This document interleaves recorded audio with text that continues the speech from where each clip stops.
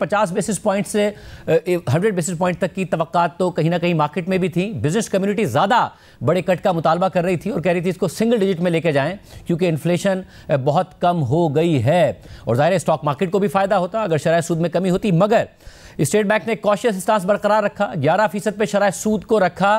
दुरुस्त किया या बेहतर था कि कुछ कमी करता? बिस्मिल्लाहिर्रहमानिर्रहीम।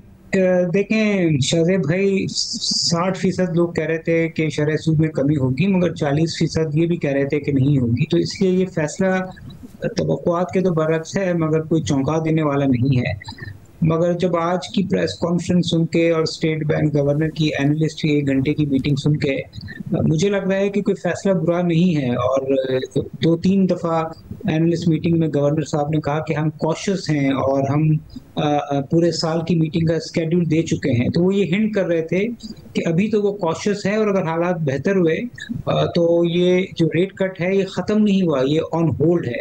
तो मेरे ख्याल में ये एक मुनासिब फैसला है, कंसिडरिंग के इकोनॉमी बहुत तेज़ी से पिक हो रही है रिलेटिव टू जो 2-3 साल में थी, जिसका इम्पोर्ट बिल से भी अंदाज़ा लगाया जा रहा है। और सेंट्रल बैंक को ये भी खदशा है कि बिजली की गैस के रेट शायद तवक्कुआत से ज़्यादा बढ़ जाएं, जिसकी वजह से इन्फ्लेशन भी बढ़ सकती है। तो मेरे ख्याल में ओवरऑल एक ये मुनासिब फैसला है।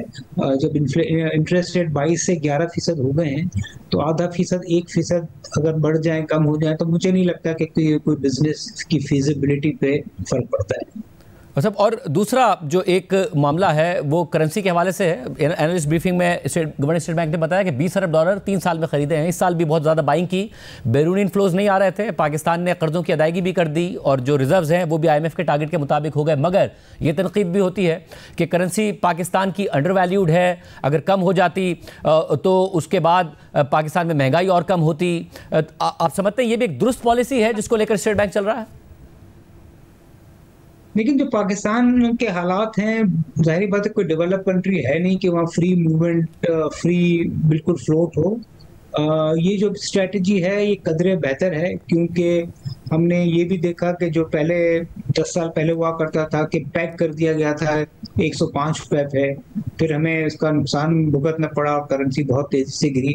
अब अगर आप देखें तो डॉलर के अगेंस्ट रुपी कोई 4-5% साल भर में डिवैल्यू हो गया है, पाउंड के अगेंस्ट 10% हो गया है। और स्टेट बैंक के गवर्नर की आज अच्छी बात थी कि प्रेस कॉन्फ्रेंस में भी और एनालिस्ट मीटिंग में बड़े कॉन्फिडेंट नजर आए और उन्होंने ये उन खबरों को जो गलत खबरें हैं कि ये जो स्टेट बैंक ने रिजर्व क्रिएट किए हैं ये डेट से किए हैं, उसको भी क्लैरिफाई किया। और हम तो जानते ही हैं कि 3 साल से पाकिस्तान का डेट, एक्सटर्नल डेट बढ़ा नहीं है।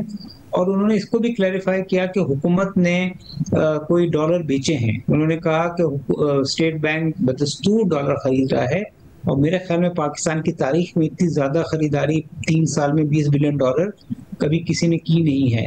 तो मुझे लग रहा है कि काफ़ी हद तक सेंट्रल बैंक ने आज की पॉलिसी रेट को होल्ड करके ये बताया है कि वो इंडिपेंडेंट है और जो करेंसी मार्केट में हो रहा है वो एडमिनिस्ट्रेटिव मेजर है।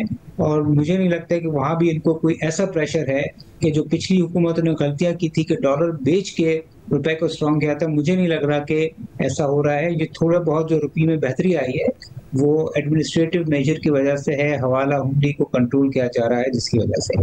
मतलब ये भी बताइएगा कि ज़ाहिर 2 साल पहले तक जब बात आती थी कि पाकिस्तान को अगले 3 सालों में $72 अरब देने हैं, ज़ाहिर उसमें भी रोल ओवर होता था, मगर उसके बावजूद जो बैरूनी अदायगी करनी थी उस हवाले से कंसर्न रहता था, एक गैर यकीनी की सूरत हाल रहती थी। अब जबकि गुज़िश्ता बरस कर दी और इस बरस के लिए भी कह रहे हैं गवर्नर स्टेट बैंक के $16 अरब रोल ओवर हो जाएंगे और $10 अरब जो हमने अदायगी करनी है वो आसानी से हम कर देंगे। मार्केट्स भी इतनी ही कंफर्टेबल हैं कि ये हो जाएगा आसानी से, कोई ऐसा मसला नहीं होगा? ये बिल्कुल कंफर्टेबल है। वो जो 75 बिलियन या 72 बिलियन का जो बातें हो रही थी उसमें लोग ये भूल रहे थे कि रोल ओवर जो है हर साल $16 बिलियन आ रहा है।